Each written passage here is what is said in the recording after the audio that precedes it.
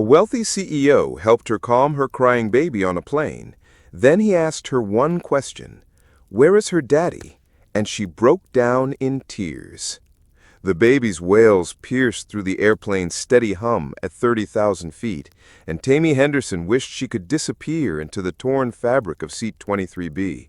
But when the stranger in the expensive suit leaned over with gentle eyes and asked, "Where is her daddy?"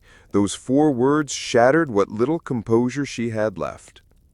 Before we get deep into the story, please let me know in the comments where you're watching from.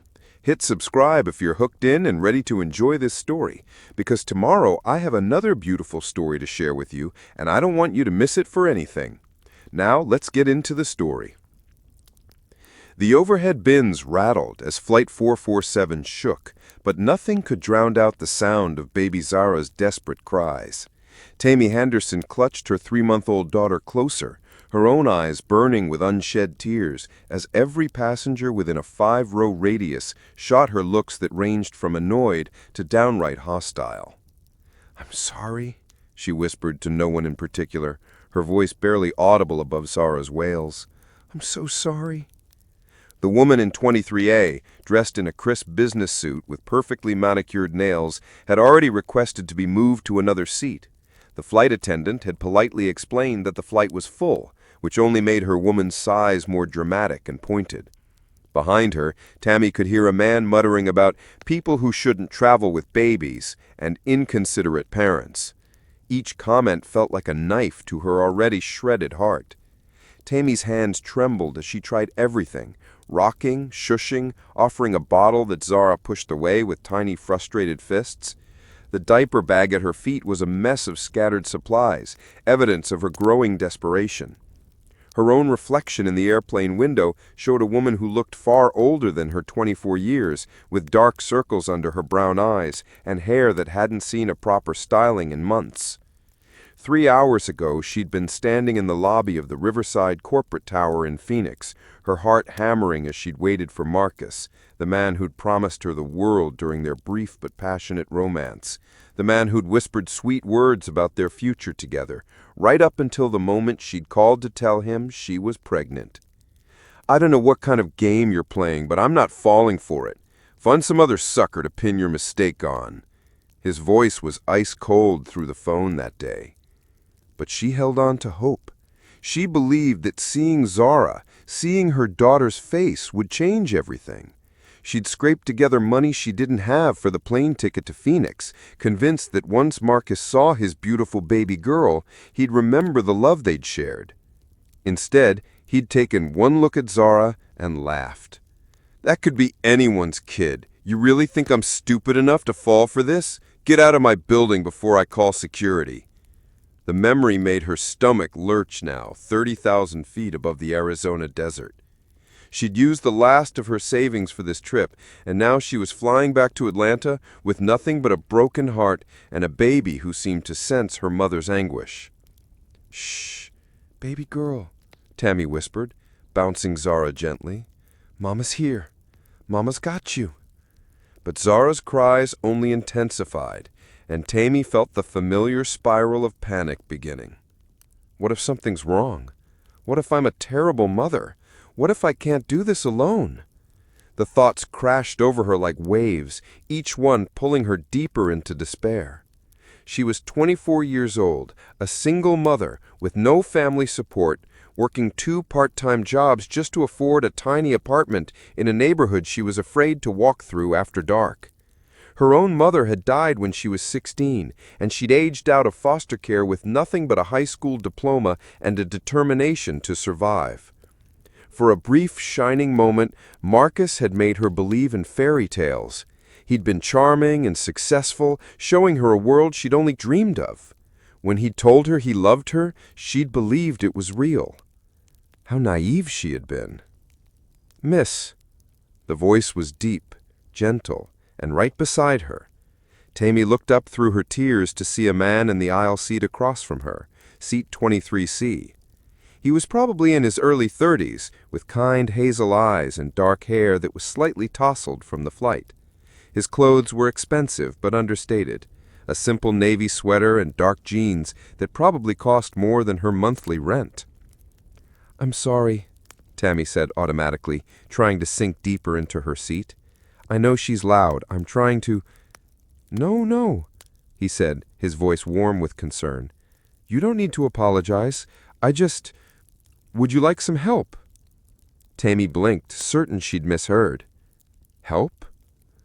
"I have a niece about the same age. Sometimes a different face can work magic." He smiled, and something about his expression made Tami's defensive walls waver. "I'm Jesse, by the way. Jesse Stone." "Tami," I managed, shifting Zara slightly. "And this is Zara." "Beautiful name for a beautiful girl," Jesse said, and Tami noticed that he didn't flinch at Zara's continued crying. "May I?" Something in his calm demeanor made Tami nod. Jesse stood and moved to the empty middle seat beside her.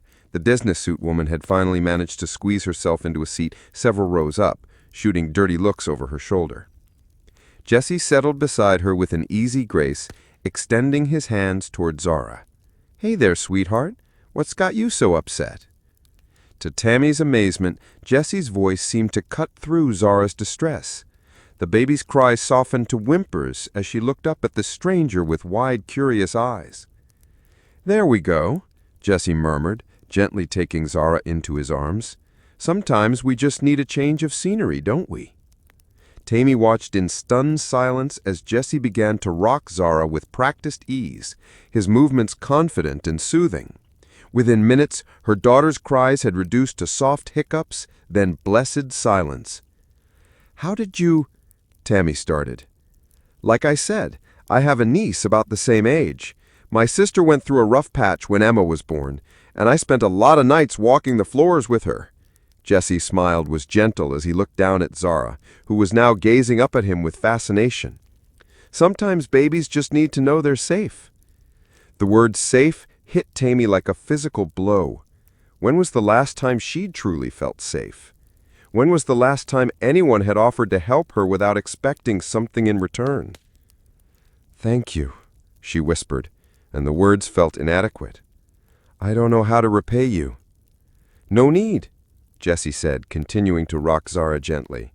"We're all just trying to get through the day, right?" For the first time in hours, Tami felt her shoulders relax. She watched Jesse with her daughter, noting the way he supported Zara's head, the gentle way he spoke to her. There was something about him, a quiet strength that reminded her of everything Marcus had pretended to be. "She's lucky to have you," Jesse said softly, glancing at Tami. "I can see how much you love her." The simple statement nearly undid her. "I'm trying," she said, her voice breaking slightly. "I'm trying so hard, but I don't know if I'm enough." Jesse's expression grew serious, and he shifted Zara carefully so he could meet Tami's eyes. "You are enough. Whatever you're going through, whatever brought you to this moment, you're here, you're fighting for her, and that makes you enough." Tears spilled down Tami's cheeks before she could stop them. This stranger, this man who owed her nothing, was offering her the compassion that Zara's own father had refused to give. "I'm sorry," she said, wiping her face. "I don't usually fall apart on airplanes." "Rough day?" Jesse asked, and there was something in his tone that made her think he genuinely wanted to know. Tami let out a shaky laugh. "Rough life, more like it." They sat in comfortable silence for a moment, the only sound the airplane's engines and Zara's content babbling. Other passengers had returned to their books and conversations, the crisis apparently over. "Can I ask you something?" Jesse said eventually, his voice carefully neutral. Tami nodded, though something in his tone made her stomach tighten. Jesse looked down at Zara, then back at Tami, his hazel eyes filled with a gentleness that somehow made the question more devastating when it came. "Where's her daddy?" The question hung in the air between them like a bomb waiting to explode. Tami felt her carefully constructed composure crumble as the events of the day, the rejection, the humiliation, the crushing weight of her circumstances came crashing down on her. She broke. "What do you think Jesse's reaction will be when he learns the truth about Zara's father? Have you ever had a stranger show you unexpected kindness in your darkest moment? Share your thoughts in the comments below. The sobs came from somewhere deep in Tami's chest, raw and uncontrolled, as if a dam had finally burst after holding back an ocean of grief. Her whole body shook with the force of her breakdown, and she pressed her hands to her face, trying desperately to contain the storm of emotions that Jesse's simple question had unleashed. "I'm sorry," she gasped between sobs. "I'm sorry. I'm so sorry." Jesse's face immediately filled with concern as he carefully adjusted his hold on Zara, who had begun to fuss again at the sound of her mother's distress. Hey, he said softly, cutting through Tami's spiral. "It's okay.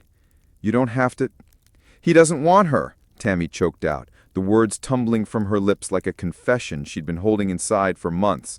"He looked at his own daughter and said she wasn't his. He said I was trying to trap him, that I was—" Her voice broke completely, and she doubled over as another wave of grief crashed over her.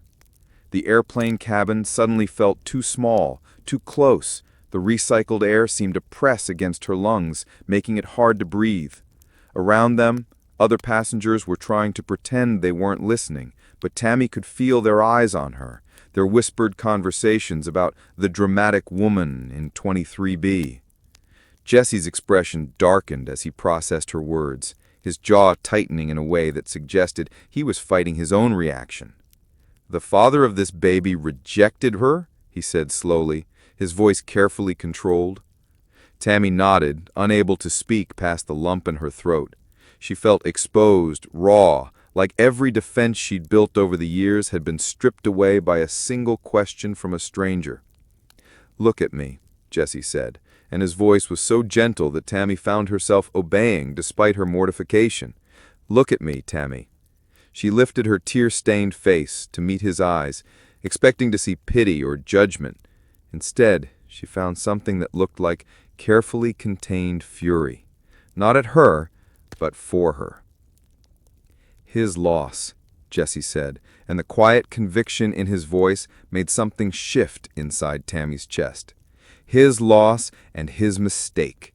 Anyone who could look at this beautiful little girl and walk away is a fool. Zara had begun to cry again, sensing the tension in the air, but Jesse managed to soothe her with gentle bouncing while keeping his eyes on Tami. The sight of this stranger, this man who owed her nothing, comforting her daughter while she fell apart, hit her like a physical blow.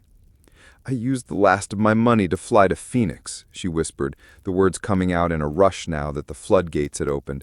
"I thought if he could just see her, just hold her, he'd remember what we had. But he wouldn't even touch her. He said—" She swallowed hard, the memory like acid in her throat. "He said he'd never seen me in my life." Jesse's expression grew thunderous. "What's his name?" "What?" Tami blinked, startled by the sudden edge in his voice. "The father. What's his name?" Something in Jesse's tone made Tami hesitate.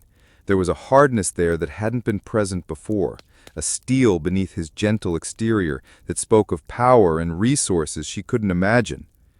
"Marcus," she said quietly. "Marcus Blackwood. He's a big shot in Phoenix, real estate development." Jesse's eyes flashed with recognition, and Tami felt her stomach drop. "You know him?"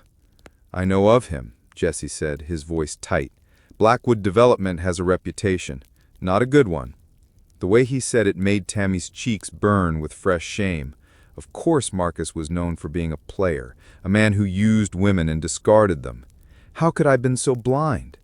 "I'm an idiot," she whispered, pressing her palms against her eyes. "No, you're not an idiot," Jesse said firmly, shifting Zara to one arm so he could reach out and gently pull Tami's hands away from her face. "You're not an idiot.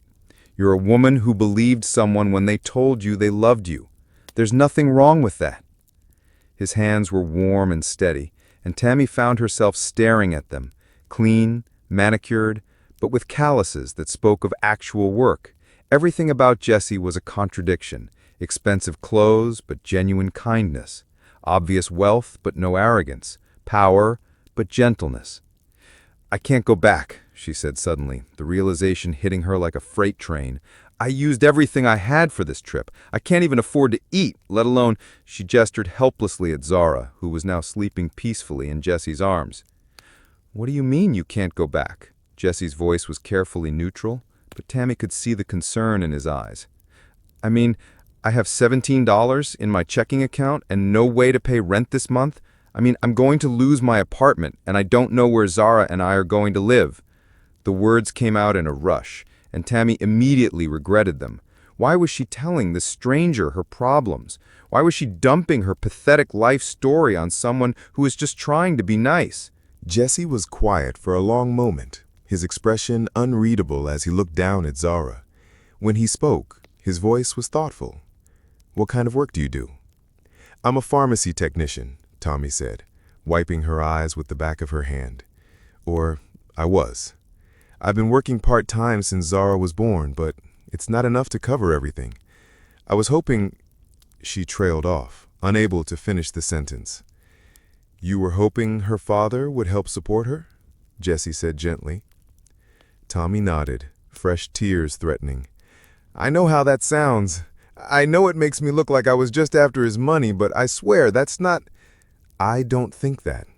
I think you're a mother trying to take care of her child.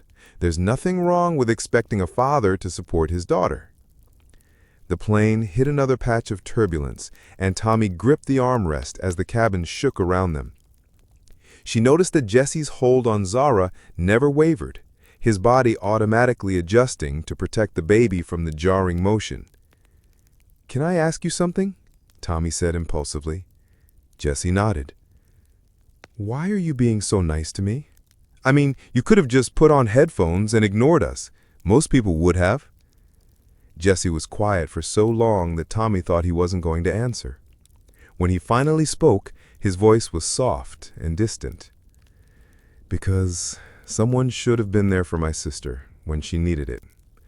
Because every child deserves to feel wanted and loved. Because—" He paused, his eyes meeting hers. "Because you remind me that there are still people in this world worth protecting." The intensity in his gaze made Tami's breath catch. She felt something shift between them, a recognition that went deeper than the surface kindness of a stranger helping with a crying baby. "What do you do?" she asked, suddenly curious about this man who seemed to carry himself with such quiet authority. "I run a company," Jesse said, and something in his tone suggested he was downplaying it significantly. "We do consulting work, business development, that sort of thing." Before Tami could ask more questions, the plane's intercom crackled to life. "Ladies and gentlemen, this is your captain speaking. We are currently experiencing some weather issues at our destination in Atlanta, and we're going to need to divert to Birmingham, Alabama. We apologize for the inconvenience, and we'll have more information for you once we're on the ground." Tami felt the blood drained from her face. "Birmingham?" she whispered. "But I need to get to Atlanta. I need to get home." "It's probably just a temporary delay." But his expression suggested he wasn't entirely convinced. As if to confirm their worst fears, the captain's voice returned. "I'm getting word that all flights to Atlanta have been canceled for the remainder of the evening due to severe weather. We'll be making arrangements for overnight accommodations in Birmingham." Tami's heart began to race. "I can't afford a hotel room. I can't afford anything. How am I supposed to—" "Hey," Jesse said, his voice cutting through her panic. "Look at me." She met his eyes, and the calm strength she found there helped slow her racing pulse. "We'll figure this out. I promise you, we'll figure this out." "Why?" The question slipped out before she could stop it. Jesse looked down at Zara, who was stirring in his arms, then back at Tami. "Because in the last hour, you've shown me more real emotion than I've experienced in years. Because watching you fight for your daughter reminds me what actually matters in life. Because—" He paused, seeming to choose his words carefully. "Because I think maybe we were supposed to be on this flight together." The plane began its descent into Birmingham, and Tami felt her stomach lurch, although whether from the motion or Jesse's words, she couldn't tell. "I can't ask you to—" she began. "You're not asking. I'm offering. And before you say no out of pride or fear or whatever else is going through your head right now, think about Zara. Think about what she needs." Tami looked at her daughter, now awake and looking around with bright eyes, curious. Zara reached out toward her mother, and Tami felt her heart clench. Her baby girl deserved so much more than the uncertainty and struggle that had defined their lives so far. "I don't understand why you're doing this," she said quietly. "Maybe you don't need to understand it right now. Maybe you just need to let someone help you." As the plane touched down in Birmingham with a jarring bump, Tami made a decision that would change everything. She looked at Jesse, this stranger who had held her crying baby, listened to her story without judgment, and offered help when she had nowhere else to turn, and nodded. "Okay," she whispered. "Okay." Jesse's smile was like sunrise after the longest night, and Tami felt something inside her begin to unfurl. For the first time in months, she felt like maybe, just maybe, everything was going to be all right. She had no idea that their night in Birmingham was just the beginning of a journey that would test every assumption she'd ever made about love, trust, and the difference between the family you're born into and the family that chooses you. But as Jesse carefully handed Zara back to her and began to gather their things, his movements sure and protective, Tami allowed herself to hope. After so many months of disappointment and rejection, maybe the universe was finally sending her someone who would stay. The irony wasn't lost on her that she'd flown to Phoenix looking for a father for her daughter, only to find something entirely different 30,000 feet above the ground with a man whose last name she didn't even know. Jesse Stone, she thought, testing the name in her mind as they prepared to disembark. Who are you really? Whatever the answer, she was about to find out. The Birmingham airport buzzed with the frustrated energy of stranded travelers, but Jesse moved through the chaos with the confident stride of a man accustomed to solving problems. Tami followed a few steps behind, Zara heavy in her arms and her single duffel bag slung over her shoulder, feeling increasingly out of place among Jesse's effortless competence. "The Hampton Inn has availability," Jesse said, closing his phone as he approached her near the baggage claim. "Use?" Tami stopped walking, her defenses suddenly snapping back into place. In the harsh, fluorescent lighting of the airport, away from the intimate confines of the airplane, reality was reasserting itself. This man was a stranger, a wealthy stranger who had inserted himself into her life during her most vulnerable moment, and now he was making decisions about where she would sleep. "2 rooms," Jesse clarified gently. "Adjacent, if that makes you more comfortable. I just thought—" "You thought what?" The words came out sharper than Tami intended, but something about the whole situation suddenly felt surreal, almost predatory in a way she couldn't quite articulate. A flash of something, hurt, surprise, crossed Jesse's features before his expression became carefully neutral. "I thought you might need somewhere safe to stay tonight, and I'm in a position to help. But if you'd prefer to make your own arrangements?" "With what money?" The question burst out of her, loud enough that several passing travelers turned to look. Tami felt her cheeks burn with embarrassment, but she couldn't seem to stop herself. "You know I can't afford a hotel room, so what is this, really? What do you want from me?" Jesse's jaw tightened almost imperceptibly. "I want to help you and your daughter get through the night safely. That's it." "Nobody helps for nothing," Tami shot back, years of hard experience coloring her words. "Especially not men like you." "Men like me?" There was an edge to Jesse's voice now, a hint of steel beneath his careful composure. "Rich men, powerful men, men who swoop in during someone's crisis and expect—" She couldn't finish the sentence, but the implication hung between them like a poisonous cloud. For a long moment they stared at each other across the baggage claim area, the ambient noise of the airport fading into background static. Zara began to fuss, sensing the tension, and Tami automatically began to rock her while keeping her eyes locked on Jesse's face. When he finally spoke, his voice was quiet, but carried a weight that made her take an involuntary step back. My sister was 19 when she got pregnant. The father was married, successful, promised her the world right up until the moment she told him about the baby. Then, suddenly, he'd never met her before. Tommy's breath caught, but Jesse continued, his gaze never wavering from hers. She was too proud to ask for help, too scared to trust anyone who offered it.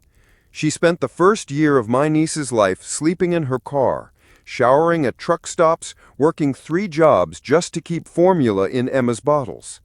His voice grew rough with emotion. By the time I found out how bad things had gotten, she was so broken down that she could barely function. It took years of therapy and support before she could even look at another man without flinching. The silence stretched between them, heavy with unspoken understanding. Tami felt her anger deflating like a punctured balloon, leaving only exhaustion and shame in its wake. "I'm sorry. I didn't know." "How could you?"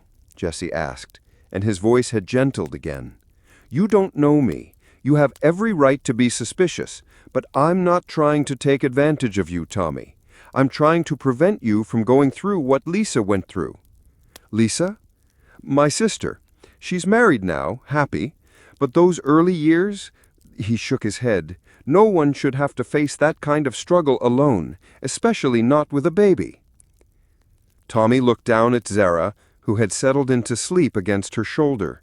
The weight of her daughter's complete trust, her absolute dependence hit her anew. How long could she let pride dictate her decisions when Zara's well-being was at stake? "The hotel rooms," she said carefully. "Separate doors, separate keys. Separate everything," Jesse confirmed. "I'll give you my room number in case you need anything, but otherwise you won't see me until morning." "And tomorrow?"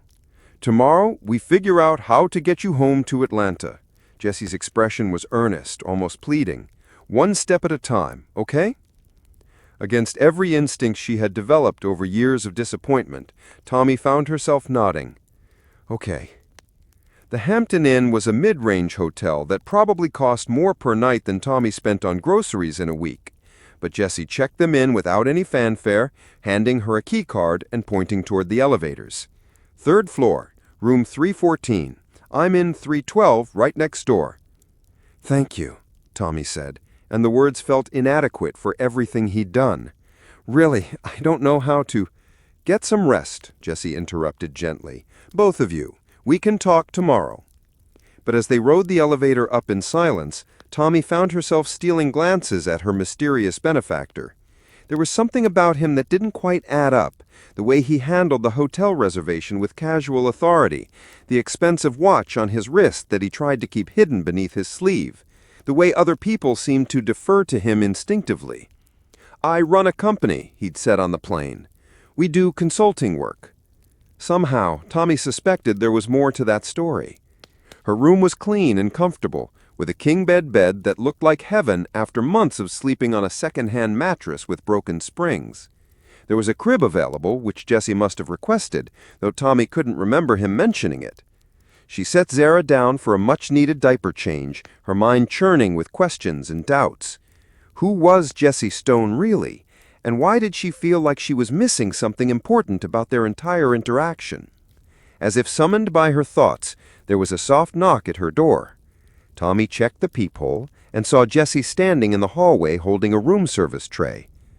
"I thought you might be hungry," he said when she opened the door. "You haven't eaten since Phoenix, have you?"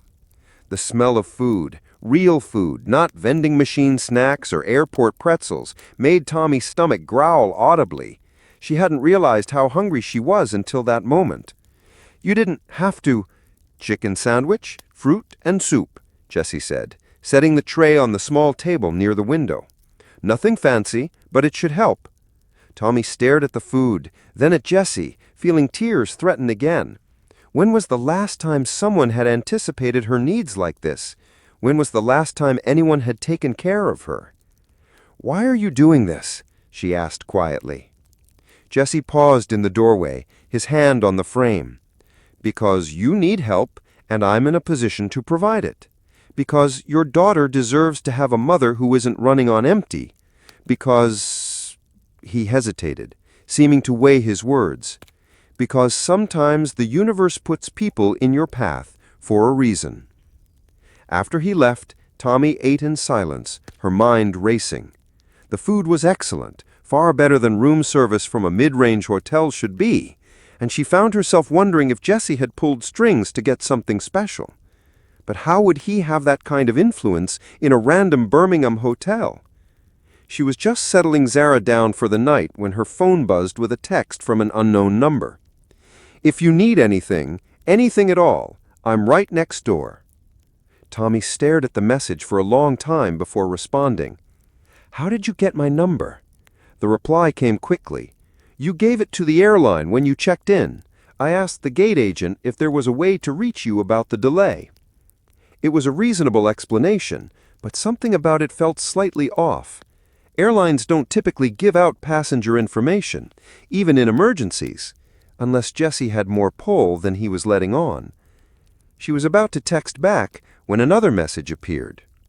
"I know this whole situation is strange. I know you have every reason to be suspicious." Tami felt something tighten in her chest. There was a loneliness in those words that resonated with her own isolation, a recognition of kindred spirits adrift in the world. "Thank you," she typed back, "for everything. Get some sleep. Tomorrow's a new day." But sleep didn't come easily. Tami lay in the comfortable hotel bed, Zara peaceful in the crib beside her, and tried to make sense of the day's events. This morning she'd been a desperate single mother, facing rejection and financial ruin.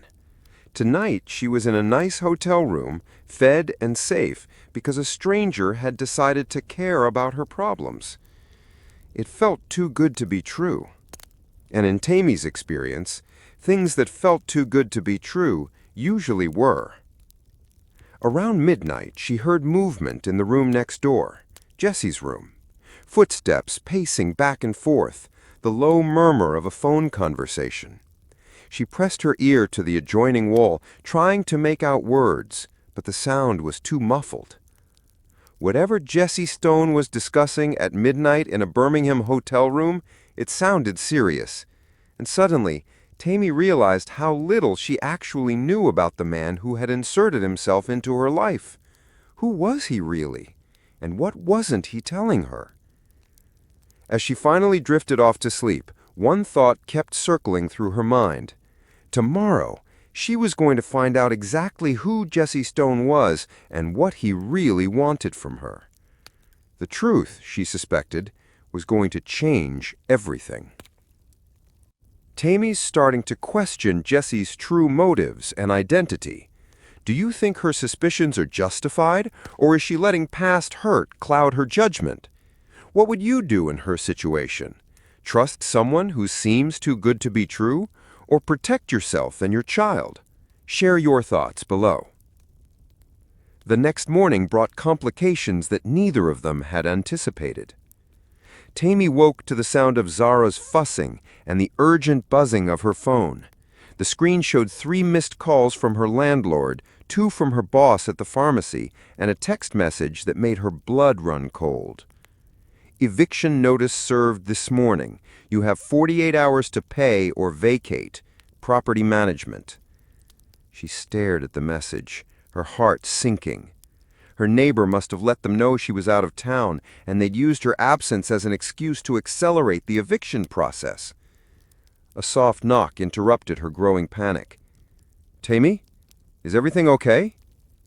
Jesse's voice was concerned through the door.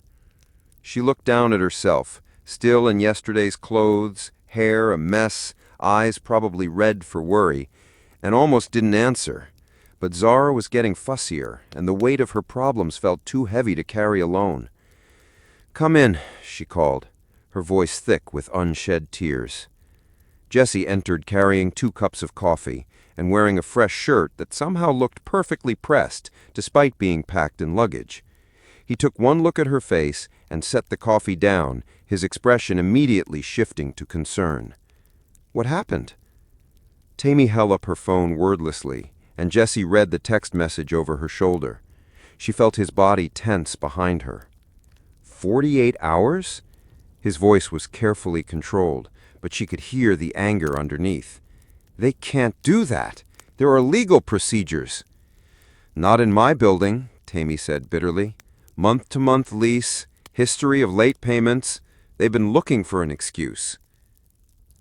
Jesse was quiet for a moment, and when Tami glanced at him, she saw something calculating in his expression, the look of a man used to solving problems through application of resources and influence.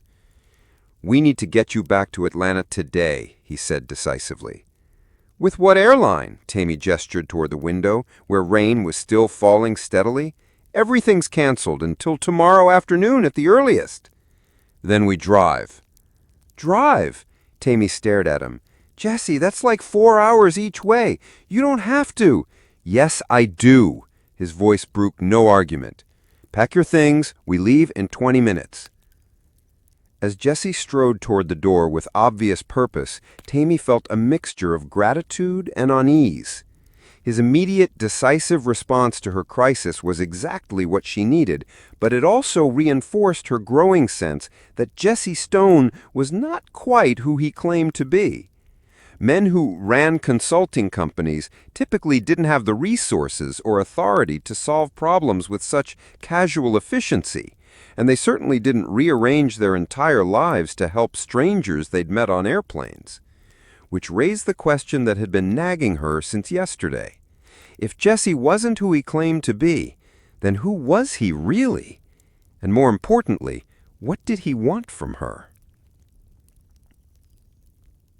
The silver Mercedes-Benz that pulled up to the Hampton Inn's valet station was not the rental car Tami had been expecting. It was sleek, expensive, and pristine, the kind of vehicle that probably cost more than she'd made in the past 2 years combined. Jesse stepped out from behind the wheel wearing dark jeans and a simple gray Henley, but somehow managed to look like he belonged with the luxury car. He moved with the unconscious confidence of someone accustomed to the finer things in life, and Tami felt her earlier suspicions crystallize into certainty. "Consulting work," she muttered under her breath as he approached with her luggage. "What?" "Nothing." Tami slid into the passenger seat, which was more comfortable than her apartment couch, and tried not to gawk at the dashboard full of technology she couldn't begin to understand. "Nice rental car."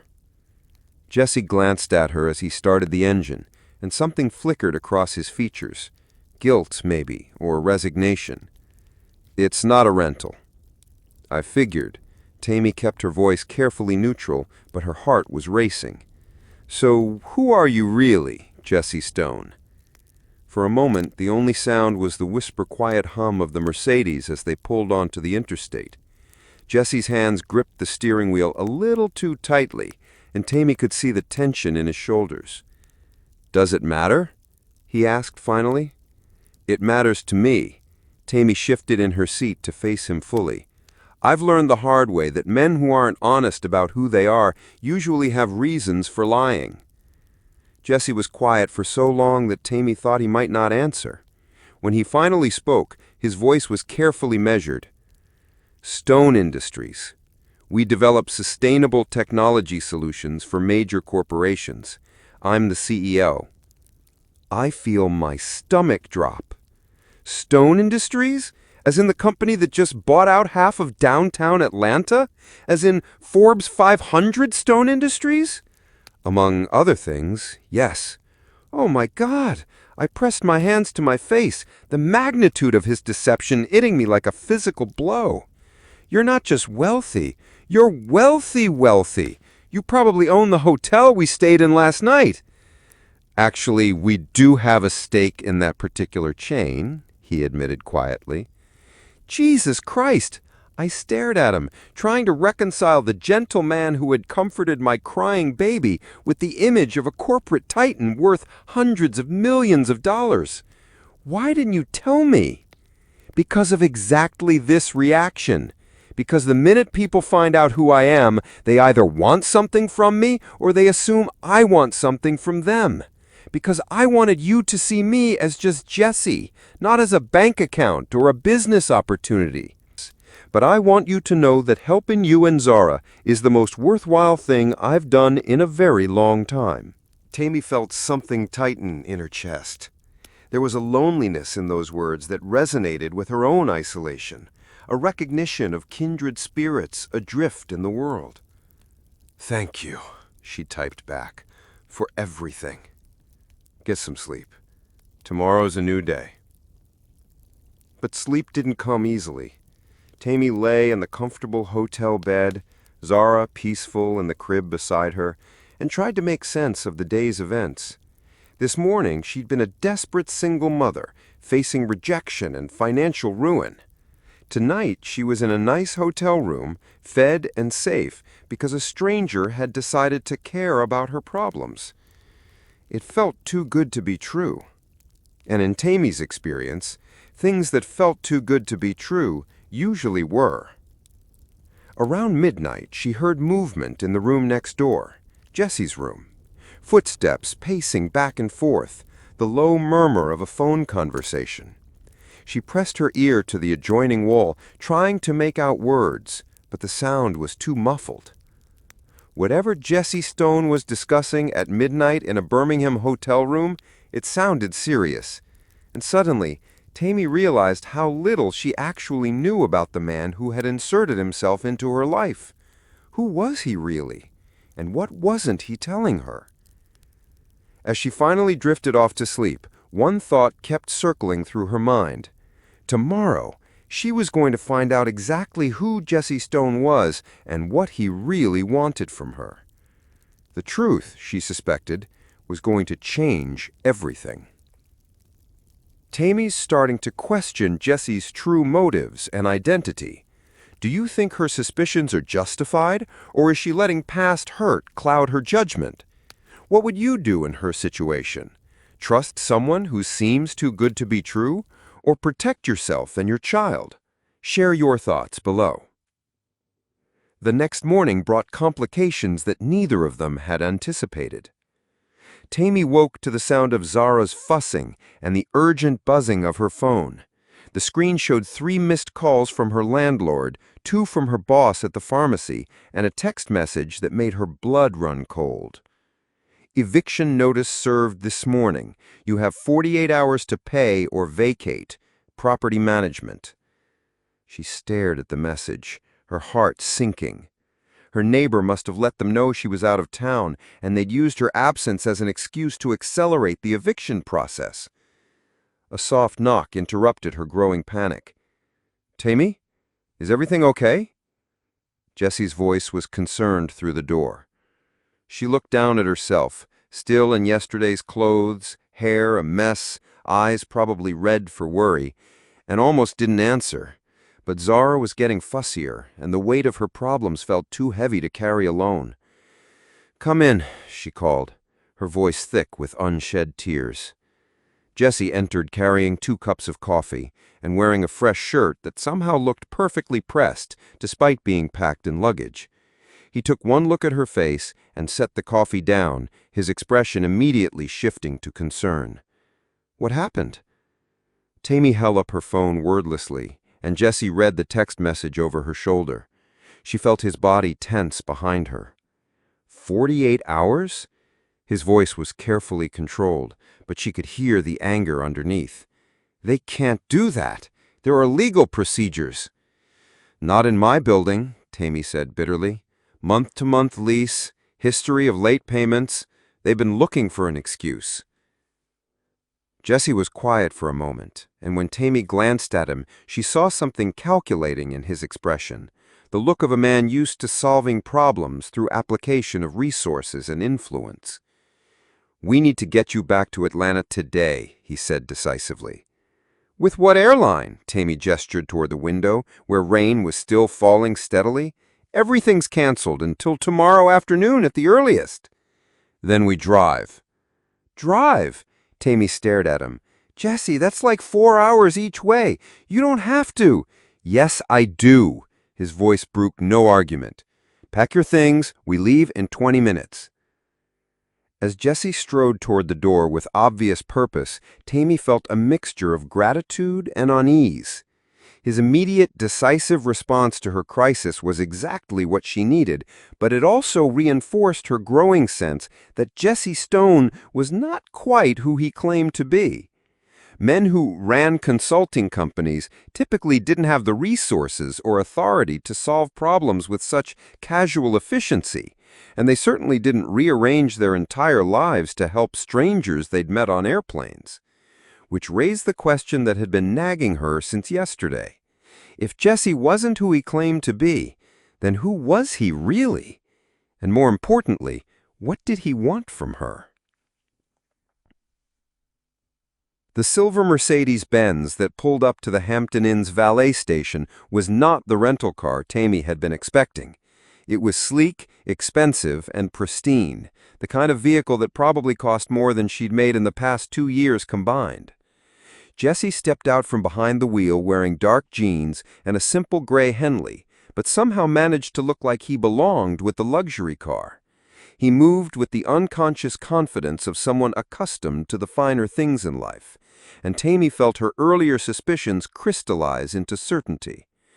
"Consulting work," she muttered under her breath as he approached with her luggage. "What?" "Nothing." Tami slid into the passenger seat, which was more comfortable than her apartment couch, and tried not to gawk at the dashboard full of technology she couldn't begin to understand. "Nice rental car." Jesse glanced at her as he started the engine, and something flickered across his features. Guilt, maybe, or resignation. "It's not a rental." "I figured." Tami kept her voice carefully neutral, but her heart was racing. "So, who are you really, Jesse Stone?" For a moment, the only sound was the whisper-quiet hum of the Mercedes as they pulled onto the interstate. Jesse's hands gripped the steering wheel a little too tightly, and Tami could see the tension in his shoulders. "Does it matter?" he asked finally. "It matters to me." Tami shifted in her seat to face him fully. "I've learned the hard way that men who aren't honest about who they are usually have reasons for lying." Jesse was quiet for so long that Tami thought he might not answer. When he finally spoke, his voice was carefully measured. "Stone Industries. We develop sustainable technology solutions for major corporations. I'm the CEO." I feel my stomach drop. "Stone Industries? As in the company that just bought out half of downtown Atlanta? As in Forbes 500 Stone Industries?" "Among other things, yes." "Oh my God!" I pressed my hands to my face, the magnitude of his deception hitting me like a physical blow. "You're not just wealthy, you're wealthy. You probably own the hotel we stayed in last night." "Actually, we do have a stake in that particular chain," he admitted quietly. Jesus Christ! I stared at him, trying to reconcile the gentle man who had comforted my crying baby with the image of a corporate titan worth hundreds of millions of dollars. "Why didn't you tell me?" "Because of exactly this reaction. Because the minute people find out who I am, they either want something from me or they assume I want something from them. Because I wanted you to see me as just Jesse, not as a bank account or a business opportunity." "But I'm not people," Tami said, her voice rising with hurt and anger. "I'm the woman who broke down crying in front of you, who told you about her pathetic life, who let you buy her dinner and a hotel room because she couldn't afford either. Do you have any idea how humiliating this is?" "That's not—" "Pull over," Tami said suddenly. "What? Pull over, right now." Jesse glanced at her with alarm, but complied, taking the next exit and parking in the lot of a roadside diner. The moment the car stopped, Tami was out of her seat, pacing beside the vehicle, while Jesse watched her through the windshield. The morning air was cool and damp from the previous night's rain, and Tami wrapped her arms around herself as she tried to process the revelation. Behind her, she could hear Zara starting to fuss, but she couldn't bring herself to get back in the car yet. Jesse got out and walked around to face her, his expression cautious. "Tami, please let me explain." "Explain what? That you've been playing some kind of game with me? That helping the poor single mother was your good deed for the month?" The words came out harsh and bitter, fueled by years of disappointment and betrayal. "That's not what this is," Jesse said firmly. "That's not what this has ever been." "Then what is it?" Tami demanded. "Because from where I'm standing, it looks like a very wealthy man decided to play hero to make himself feel better about his privileged life." Jesse's eyes flashed with something that might have been anger or hurt. "You want to know what this is. You want the truth." "I've been asking for the truth since yesterday." "Fine." Jesse stepped closer, his voice dropping to an intense whisper. "The truth is that I haven't felt anything real in so long that I'd forgotten what it was like. The truth is that watching you fight for your daughter reminded me that there are things in this world worth more than money or power or business deals. The truth is that in one day, you and Zara have made me feel more alive than I've felt in years." Tami stared at him, caught off guard by the raw emotion in his voice. "Jesse, I lied about who I was because I was terrified that if you knew, you'd look at me the way everyone else does, like a means to an end instead of just a man. And maybe I was wrong to do that, but I'd rather be wrong and real with you than right and fake with everyone else." Before Tami could respond, her phone buzzed with an incoming call. The number on the screen made her blood run cold. "It's my landlord," she said, her earlier anger forgotten in the face of immediate crisis. "Answer it," Jesse said. "Put it on speaker." Tami hesitated, then swiped to accept the call. "Hello? Miss Henderson?" The voice was sharp and unforgiving. "This is Frank Morrison from Morrison Property Management. I'm calling to inform you that we've changed the locks on your apartment." "What?" Tami felt the world tilt around her. "You can't do that. The notice said I had 48 hours. "That was 48 hours from when we delivered the notice yesterday morning. Time's up. Your belongings are in storage, and you can retrieve them once you've settled your outstanding balance of $3,400. $3,000? Tami's voice cracked. "But I only owe 2 months' rent, plus late fees, cleaning fees, storage fees, and administrative costs. You can pick up an itemized statement from our office." The line went dead, and Tami stood staring at her phone in stunned silence. Everything she and Zara owned, their clothes, Zara's toys, the few photographs Tami had of her mother, was locked away behind a debt she could never hope to pay. "I'm homeless. We're actually homeless." Jesse's expression had grown progressively darker during the phone call, and now there was something almost dangerous in his eyes. "Give me the property management company's information." "What? Why?" "Because I'm going to fix this." "Jesse, no." Tami grabbed his arm as he reached for his phone. "I can't let you pay my debts. I won't be your charity case." "This isn't charity," Jesse said, his voice tight with controlled fury. "This is justice. What they just did was illegal in 3 different ways, and I'm not going to stand by and watch them steal from you." "They're not stealing." "They absolutely are." Jesse's phone was already in his hand, and he was scrolling through contacts with grim determination. "David, I need you to contact Morrison Property Management in Atlanta immediately. They've just illegally evicted one of my friends, and I want their business license reviewed by the state regulatory board within the hour." There was a pause, and Tami could hear a voice on the other end asking questions. "No, I don't care what it costs. And David, make sure they understand that Stone Industries will be very interested in any properties they currently manage or plan to develop. Very interested." He ended the call and turned back to Tami, who was staring at him with a mixture of awe and terror. "You can't do that," she said weakly. "I just did." "You can't use your power to what? To protect you and your daughter from criminals." Jesse's voice was sharp. "Because that's what they are, Tami. They prey on people who don't have the resources to fight back." "And what does that make you?" The question slipped out before Tami could stop it, and she saw Jesse flinch as if she'd struck him. They stared at each other across the parking lot, the weight of unspoken accusations hanging between them. In the car, Zara had begun to cry, the sound cutting through the tension like a knife. "It makes me someone who's tired of watching good people get crushed by a system designed to benefit people like me. It makes me someone who's found something worth fighting for." Before Tami could respond, another car pulled into the parking lot, a police cruiser that parked directly behind the Mercedes. Two officers got out and approached them with the casual authority of people accustomed to dealing with roadside incidents. "Folks, we got a call about a disturbance. Everything all right here?" The older officer said, his hand resting casually on his belt. "No disturbance, officer," Jesse said smoothly, stepping slightly closer to Tami in a gesture that was both protective and possessive.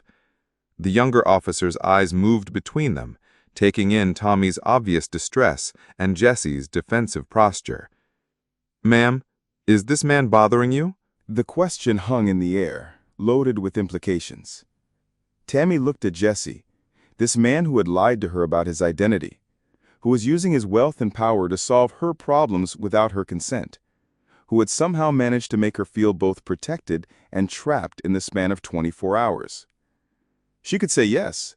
She could get in that police car and ask them to take her to a women's shelter, could walk away from Jesse Stone and his complicated kindness and face her problems alone, like she always had.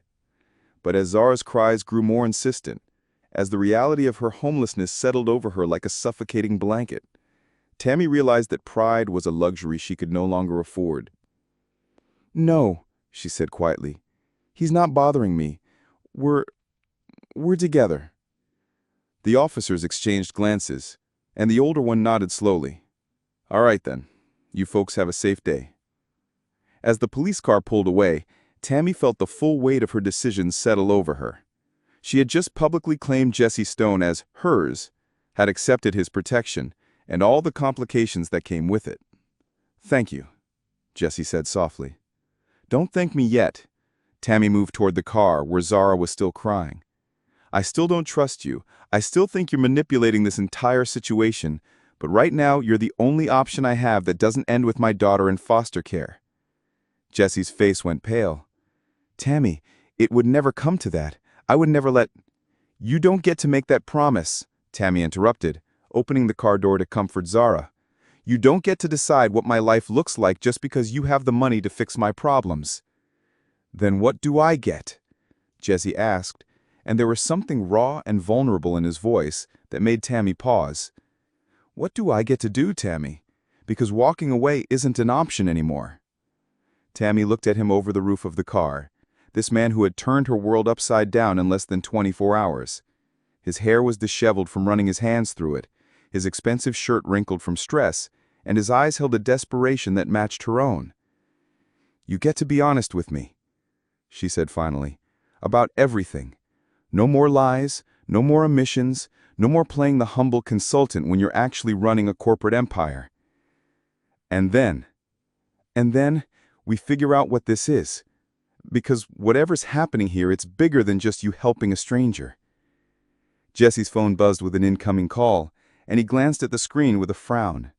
"It's David, my attorney. He works fast." "Answer it," Tami said, settling into the passenger seat with Zara. "Let's see what kind of miracles your money can buy." Jesse answered the call on speaker, and David's voice filled the car with barely contained excitement. "Jesse, you're not going to believe this. Morrison Property Management doesn't just have regulatory violations. They've been running an illegal eviction scheme for months. The State Attorney General's office is very interested in our information." What does that mean for Tami? It means she's getting her apartment back, all her belongings returned, and probably a settlement check for the illegal eviction. Morrison is going to be too busy dealing with criminal charges to worry about collecting back rent. Tami stared at the phone, hardly able to process what she was hearing. Are you serious?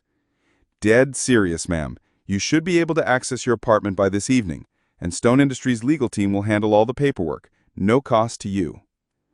As the call ended, Tami turned to look at Jesse with new eyes.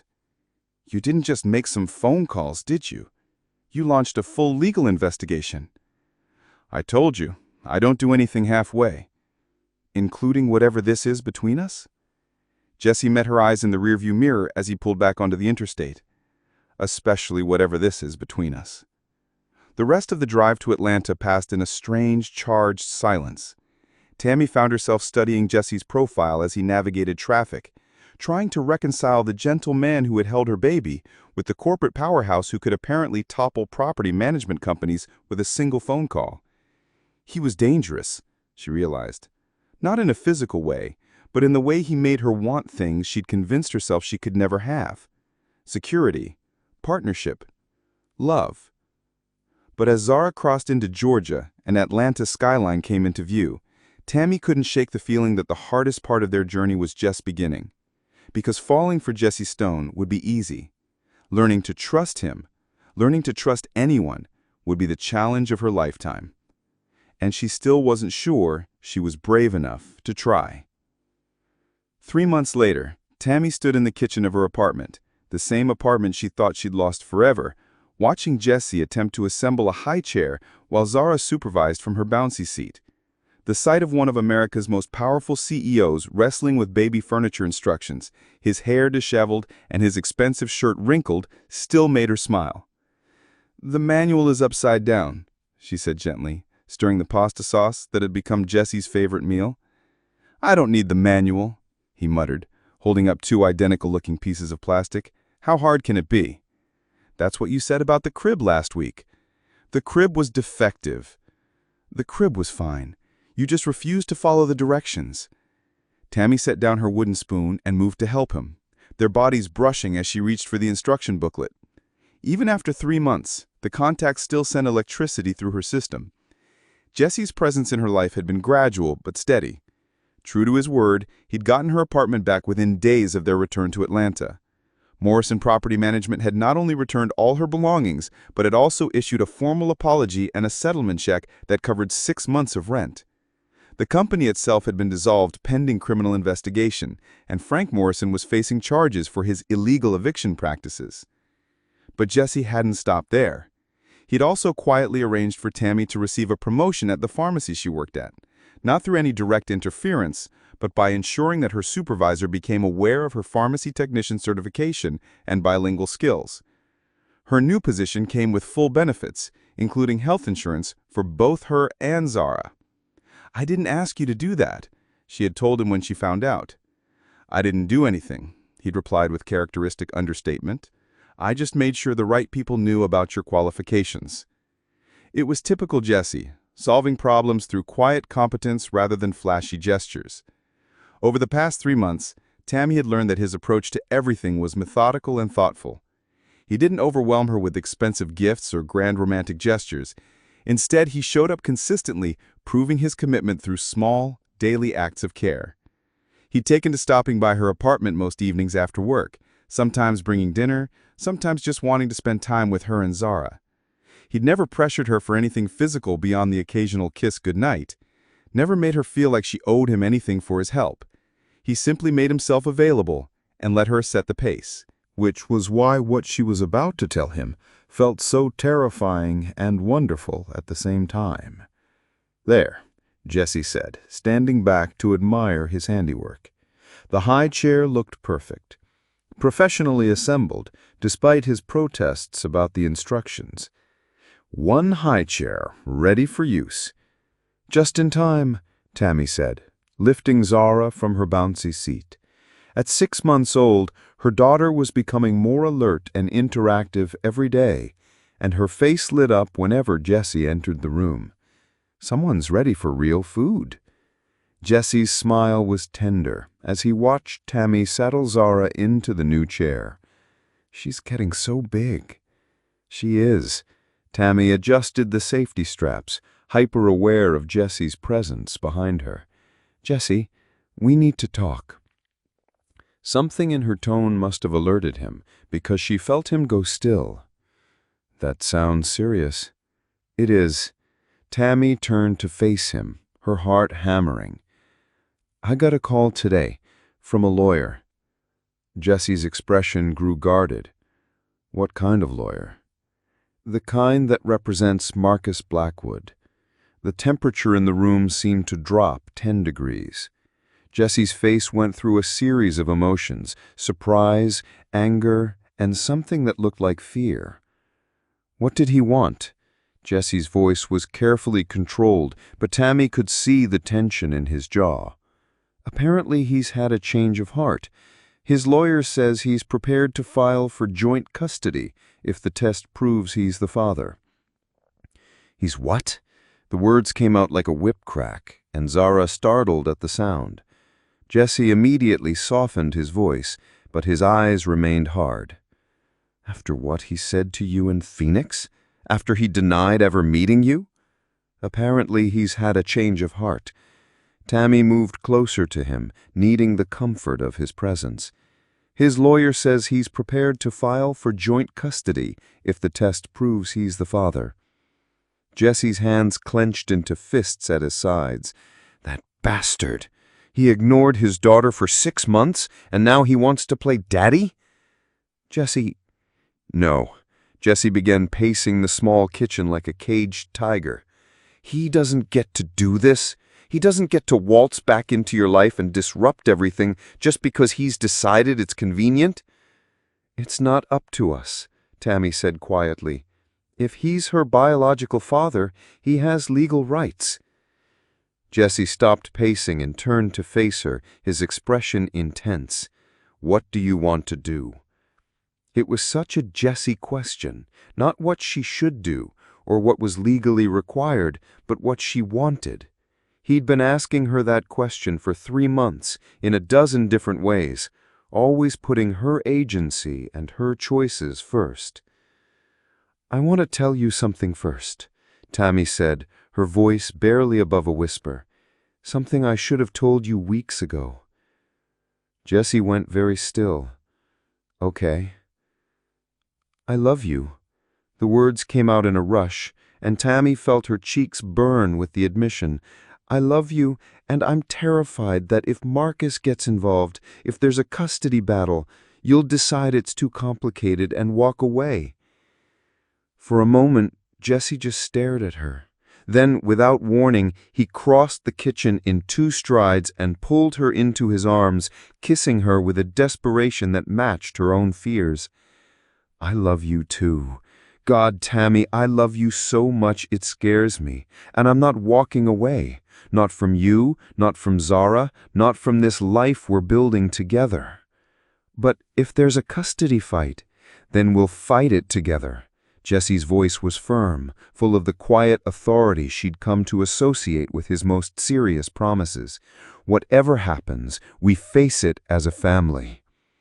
The word family hung between them, loaded with possibility and hope. Tami felt tears prick her eyes. "Jesse, there's something else." She took a deep breath, steeling herself for his reaction. "I don't think he's actually Zara's father." Jesse pulled back to look at her, confusion clear on his face. "What do you mean?" "I mean, the timing doesn't work. I was so desperate to believe that Marcus was different, that our relationship meant something, that I convinced myself he had to be the father. But I did the math, and—" She swallowed hard. "There was another man, someone I was with right before Marcus, someone who actually treated me well, but I was too scared to pursue anything serious with him. Tami. His name was David Chen. He was a resident at the hospital where I worked. We only spent 1 night together, but it was—" She shook her head. "It was beautiful. And I was so stupid, so desperate to believe in the fairy tale with Marcus that I never even told David about the pregnancy." Jesse's expression was unreadable. "Do you want to contact him?" I don't know. Tammy's voice cracked. What if he doesn't want anything to do with us either? What if Zara's better off not knowing? Jessie cupped her face in his hands, his thumbs brushing away the tears she hadn't realized were falling. What if he does want to know her? What if he spent the last 6 months wondering about the woman who disappeared from his life? You think I should tell him? I think you should do whatever feels right for Zara. And I think you should know that whatever you decide, it doesn't change how I feel about either of you. Tami stared at him, struck once again by his unwavering support. How are you so sure? Because being Zara's biological father isn't what makes her her daddy, Jessie said simply. It's showing up every day. It's 3 a.m. feedings and diaper changes and doctor's appointments. It's reading bedtime stories and teaching her to ride a bike and walking her down the aisles someday. It's choosing to love her every single day, no matter what. Jessie, I want to be her daddy, Tami, not because I have to, but because I choose to. Because I love her and I love you, and I want to spend the rest of my life proving that family isn't just about blood, it's about commitment. Before Tami could respond, Jessie was dropping to one knee beside Zara's high chair, pulling a small velvet box from his pocket. Zara clapped her hands delightedly, as if she understood the significance of the moment. Tami Henderson, you and Zara have given my life meaning. You've shown me what it means to love someone more than yourself, to fight for something that matters. Will you marry me? Will you let me be the father Zara deserves and the husband you deserve? Tami stared at the ring, a simple, elegant solitaire that was perfect in its understated beauty, and felt her heart expand with so much love she thought it might burst. Yes, she whispered, then louder, yes, yes, of course, yes. Jessie slipped the ring onto her finger with shaking hands, then stood to kiss her as Zara babbled happily in her high chair, as if she was giving her approval to the whole arrangement. I love you, she said against his lips. I love you so much. I love you both, Jessie replied. My girls, my family. 6 months later, Tami stood in the bride's room of the small church where she and Jessie were about to be married, adjusting the simple white dress that Jessie had insisted on buying for her. She'd wanted something from a department store, but Jessie had quietly arranged for a designer to create something perfect. Elegant, but not ostentatious. Beautiful, but not overwhelming. You look beautiful, Mama, said Lisa, Jessie's sister, who had become one of Tami's closest friends over the past few months. Jesse's going to lose his mind when he sees you. Lisa was holding Zara, who was dressed in a tiny white dress that matched Tami's, complete with a little flower crown that she kept trying to pull off. At nearly a year old, Zara was walking and babbling constantly, and she'd taken to calling Jessie Dada without any prompting from anyone. Are you nervous? Lisa asked. Terrified, Tami admitted, but the good kind of terrified. The DNA test had confirmed what Tami had suspected. Marcus Blackwood was not Zara's father. David Chen, however, was. They'd found him working at a hospital in Seattle, and he'd been shocked and delighted to learn about his daughter.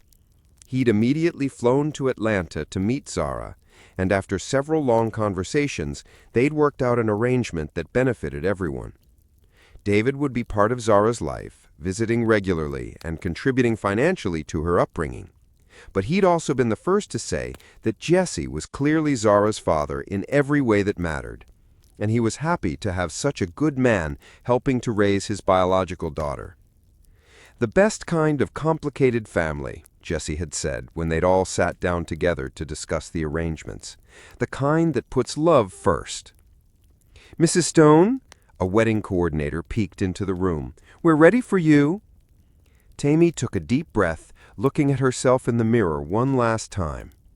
The woman staring back at her was different from the desperate, broken person who'd been crying on Flight 447 less than a year ago. This woman was confident, loved, and surrounded by people who chose her every day. "Ready, baby girl?" she asked Zara, who clapped her hands in response. The ceremony was small, just family and close friends, but it was perfect. Jesse waited for her at the altar with tears in his eyes, looking handsome in his simple black suit. When the officiant asked who gave Tami away, David stood up with a smile. "Her daughter and I do," he said, earning a ripple of laughter from the small crowd. But it was Jesse's vows that nearly undid her. "Tami," he said, his voice steady despite the emotion in his eyes, "a year ago I thought I knew what my life was supposed to look like. I thought success was measured in dollars and market share, that fulfillment came from closing deals and building empires. Then I met you and Zara, and you showed me that the only thing that matters is love, the kind that shows up every day, the kind that chooses commitment over convenience, the kind that builds families out of strangers on airplanes." Tami was crying openly now, not caring about her makeup or the photographs. "I promise to love you and Zara every day of my life.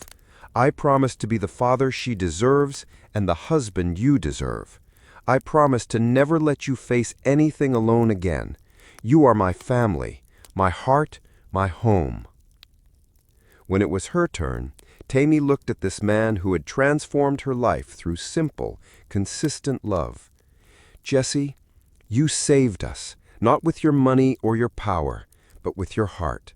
You showed me that sometimes the family we need isn't the one we're born into, it's the one that chooses us. You chose us when you didn't have to, and you keep choosing us every day. I promise to love you, to trust you, to build this beautiful life with you. You are my partner, my anchor, my everything." When the officiant pronounced them husband and wife, Jesse kissed her with such tenderness that Tami felt her heart overflow. The small crowd erupted in cheers, but all she could hear was Zara's delighted giggling from Lisa's arms. "I love you, Mrs. Stone," Jesse whispered against her lips. "I love you too, Mr. Stone." As they walked back down the aisle together, Tami caught sight of David in the front row, beaming with pride as he watched his daughter's mother marry the man who had chosen to be her father. It was unconventional, complicated, and absolutely perfect. Outside the church, Jesse swept Zara up into his arms, spinning her around as she squealed with delight. "There's my girl! Did you see Mama and Daddy get married?" "Dada!" Zara said clearly, reaching for Jesse's tie. "That's right, baby girl. Daddy's never going anywhere." As their small wedding party headed to the reception at Jesse's favorite restaurant, Tami reflected on the journey that had brought them here. A year ago, she'd been a broken single mother, flying home from the worst rejection of her life. Today, she was surrounded by love, the love of a husband who chose her every day, the love of a daughter who would grow up knowing she was wanted by multiple people, the love of a family that had been built through intention rather than accident. "Penny for your thoughts?" Jesse asked, adjusting Zara on his hip as they waited for their car. "I'm just thinking about how far we've come, about how sometimes the worst day of your life can lead to the best day of your life." "Speaking of which," Jesse said with a grin, "I have a surprise for you." "Jesse Stone, if you bought me something expensive." "Better than expensive." He pulled an envelope from his jacket pocket. "I bought us a trip." Tami opened the envelope to find 3 tickets to Hawaii. 3 tickets? One for you, one for me, and one for Miss Zara, our first family vacation. David is going to meet us there for a few days so Zara can spend time with him, and then it's just the 3 of us on the beach for a week. "You thought of everything," Tami said wonderingly. "I'm good at details. It's one of my many attractive qualities." "So modest," Tami teased, but she was smiling too. As their car pulled up, a sensible SUV that Jesse had bought specifically for Zara's car seat, Tami felt a deep sense of gratitude wash over her. A year ago, she thought her life was over. Today, she understood that it had just been beginning. "Ready to go home, Mrs. Stone?" Jesse asked, helping her into the car. Home, Tami repeated, tasting the word. For the first time in her life, she truly understood what it meant. Not a place, but the people who choose to love you every day. Ready, she said, watching Jesse secure Zara's car seat with practiced ease. As they drove through Atlanta toward their new life together, Tami thought about the question that had started it all. Where is her daddy? The answer, she realized, was simple. Zara's daddy was right here, in the driver's seat, humming softly to make her laugh. He was the man who had chosen them both, who had shown them that family wasn't about blood or biology, but about commitment and love. He was home. Sometimes the family you need isn't the one you're born into. It's the one that chooses you. And sometimes a single moment of kindness from a stranger can change the entire trajectory of your life. Jesse Stone asked Tami Henderson one simple question. Where is her daddy? What he didn't know was that he was looking at her future daddy in the mirror. Love isn't always about biology. Sometimes it's about the choice to show up every day for the people who need you most. Thank you for watching this story to the end. If you enjoyed this story, you will surely love the next one. It's as crazier and more intriguing as you can ever imagine. So do check it out. Click on the image showing on your screen right now to watch the next one.